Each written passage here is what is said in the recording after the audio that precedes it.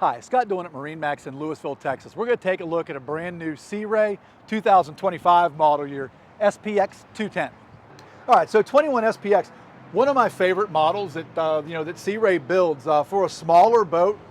It's surprisingly large on the inside. So wraparound seating, flip-flop backrest that you could flip that way if you're pulling kids on the tubes or skis, because you do have a a tow tower on board this boat.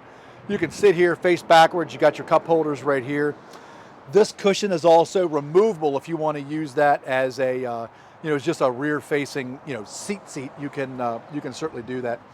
Large in-floor ski locker, great storage underneath your seats, all the way around. Also storage on your companion side helm area and underneath the seats in the bow, all the way around. This one was ordered with the upgraded stereo, so it does have a subwoofer and amplifier, and also the glass dash with the Simrad screen. So really, really well optioned boat, and this boat will really outperform practically any other 21-foot boat out there on the market right now. So if you've got any questions about this boat or any others that you see online, pick up the phone and give us a call. We'd love to talk to you.